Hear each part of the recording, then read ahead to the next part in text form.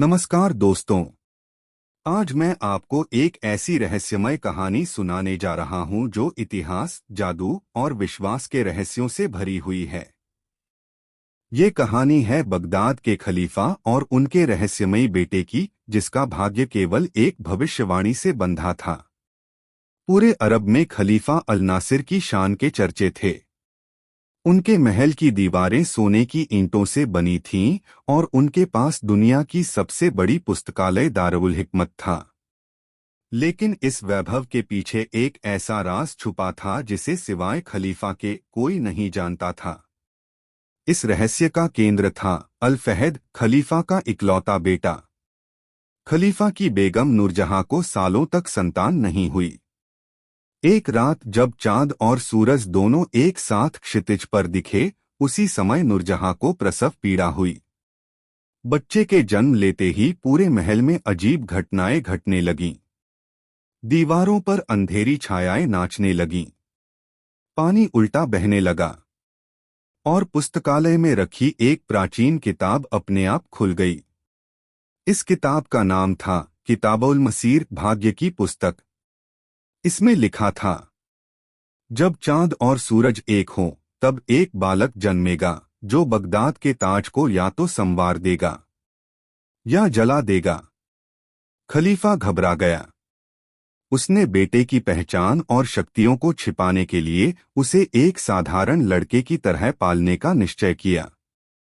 अल फहद को कभी यह नहीं बताया गया कि वह खलीफा का बेटा है।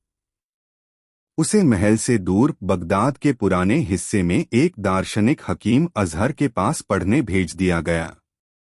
अल फहद बचपन से ही असामान्य था। वह रात में सपने में भविष्य देखता था, पक्षियों की भाषा समझता था और उसके छूने से बेजान चीजें हिलने लगती थीं। हकीम अजहर को पता था कि यह बच्चा सामान्य नहीं है। उन्होंने उसकी क्षमताओं को छिपाने के लिए उस पर सुरक्षात्मक तावीज बांध दिए और उसे सिखाया, जिसे अपना सच पता नहीं होता, वही सबसे खतरनाक सच खोजता है। अल फहद अब 18 वर्ष का हो चुका था। एक दिन उसे सपने में एक जली हुई किताब दिखाई दी, जिसमें एक आवाज कह रही थी, बगदाद का सिंहासन हिलने वाला है और तेरा नाम इतिहास की राख में लिखा जाएगा। उसी दिन बगदाद में एक अजीब घटना हुई।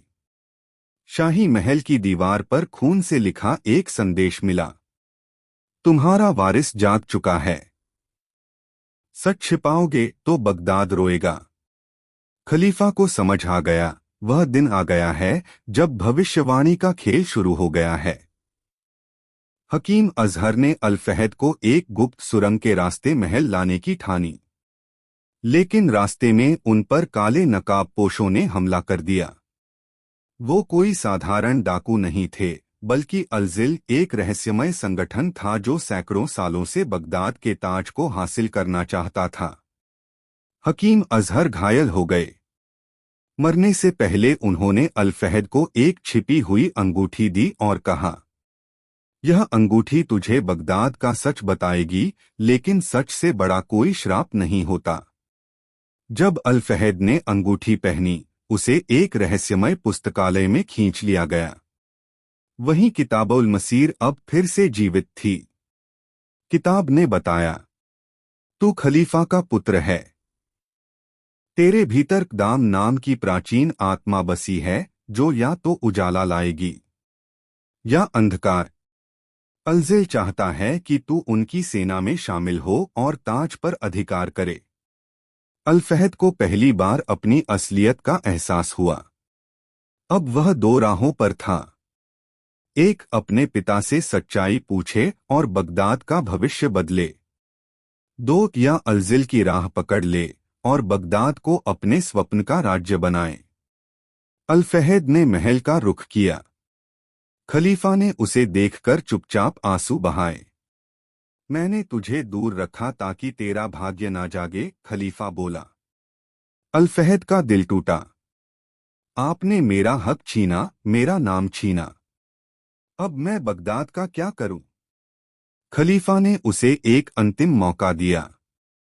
अगर तू सच्चा वारिस है तो तलवारे नूर को छू के दिखा, वही चुनेगा अगला खलीफा।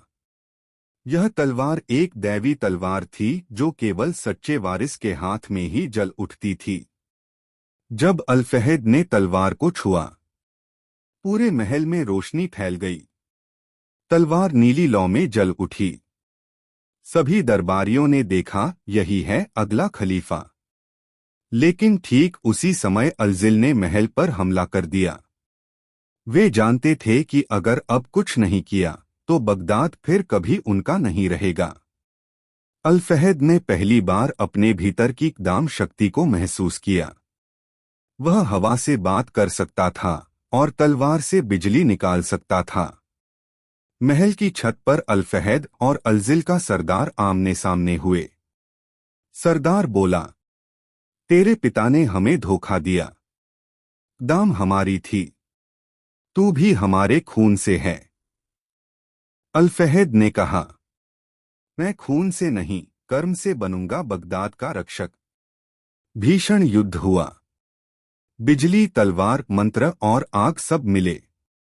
आखिरकार अल-फहद ने अपनी आत्मा की पूरी शक्ति से शत्रु को परास्त कर दिया। लड़ाई के बाद खलीफा अल-नासिर ने सिंहासन त्याग दिया और अल-फहद को सौंप दिया। अल-फहद ने बगदाद में एक नया युग शुरू किया, जहां किताबें तलवारों से ऊपर थीं और जहां सच्चाई रहस्य से जीतती थी। लेकिन उसने वह अंगूठी एक गुप्त कमरे में बंद कर दी और कहा, रहस्य अगर हर दिन खुलें तो लोग सपने देखना छोड़ देंगे। इस तरह खलीफा का बेटा न केवल बगदाद का ताज हासिल करता है, बल्कि वह अपने भाग्य और आत्मा की गहराइयों से भी लड़ता है। आज भी बगदाद के पुराने महल में लोग कहते हैं, अगर दाम की अंगूठी फिर किसी ने पहनी तो इतिहास फिर से करवट लेगा। तो दोस्तों, अगर आपको ये कहानी पसंद आई हो तो वीडियो को लाइक और शेयर जरूर करें। और ऐसी ही दिल छू लेने वाली कहानियों के लिए हमारे चैनल को सब्सक्राइब करना न भूलें। आपका प्यार ही हमारी ताकत है। धन्यवाद।